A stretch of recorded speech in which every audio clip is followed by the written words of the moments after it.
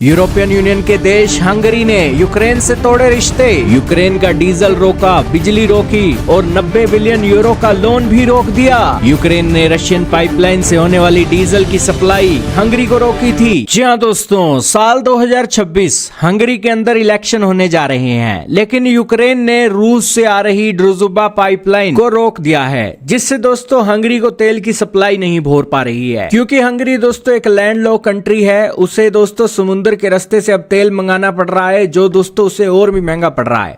बताया जा रहा है कि इससे तेल की कीमतों में दोस्तों 20% का उछाल देखने को मिल रहा है, जो रूसी तेल की तुलना में उन्हें समुद्र के जरिए मंगाना पड़ रहा है, जिससे अर्थव्यवस्था पर बोझ पड़ रहा है। और अर्थव्यवस्था पर बोझ पड़ने से दोस्तों उन्हें अपने देश चलाने में दिक्कत हो रही है। और दूसरा दोस्तों, उनके देश में महंगाई भी आसमान छू सकती है, ईंधन की कीमतें आसमान छू सकती हैं, और जो अप्रैल 2026 में होने वाले हंगरी के इलेक्शनों को प्रभावित कर सकती है। यही कारण है कि हंगरी को डर है कि यूक्रेन अगर यह सप्लाई दोबारा से शुरू ना करे तो दोस्तों हंगरी को बड़ा नुकसान होगा, और इसके ये परिणाम हो सकते हैं कि हंगरी के लीडर को अपनी कुर्सी गंवानी पड़ सकती है। यही कारण है कि दोस्तों यहां पर हंगरी ने भी मोर्चा संभाल लिया है कि जब उनकी कुर्सी पर बात आ गई है तो हंगरी को भी स्टेप लेने चाहिए यूक्रेन के खिलाफ।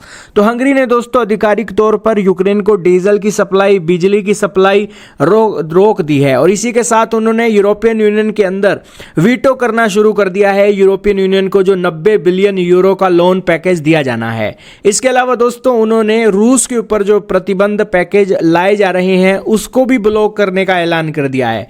इसके साथ ही हंगरी के जो लीडर हैं वो रूस के राष्ट्रपति पुतिन के साथ सीधी वार्ता करते हैं।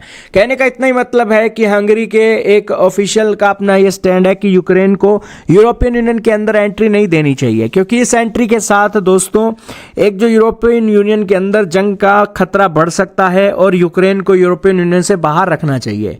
साथ में ही दोस्तों वो यूरोपियन यूनियन के साथ ये भी कहते हैं कि अगर यूक्रेन को यूरोपियन यूनियन में एंट्री दे दी तो उनके यूरोपियन यूनियन में महंगाई बढ़ सकती है और सभी देशों को बड़ा नुकसान हो सकता है। इसके अलावा दोस्तों हंगरी और यूक्रेन का एक विवाद ये भी चलता है कि 1,50,000 जो बच्चे हैं उनके स्कूलों के अंदर दोस्तों वो यूक्रेनियन भाषा के अंदर शिक्षा हो रही है। दरअसल 2017 के अंदर एक शिक्षा कानून लाया गया था जो यूक्रेन के ट्रांस कारपाथिया क्षेत्र में रहने वाले लगभग 1.5 लाख हंगेरियाई जाति लोगों के अधिकारों का हनन बताया जा रहा था, जिसके खिलाफ हंगेरी अक्सर यूक्रेन का आलोचना करता है, और वो कहता है कि हंगेरियन मूल के जो अल्पसंख्यक हैं वो सेफ नहीं है यूक्रेन के अंदर। और इसीलिए दोस्तों हंगरी और यूक्रेन का 36 का आंकड़ा चल रहा है, और इसी विवाद के बीच दोस्तों दोनों एक दूसरे को देखकर खुश नहीं है।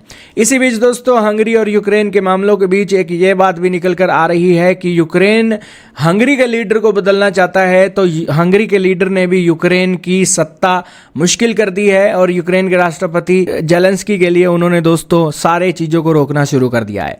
खैर दोस्तों, आपका क्या मानना है कमेंट सेक्शन में बताइएगा। इस वीडियो में इतना ही।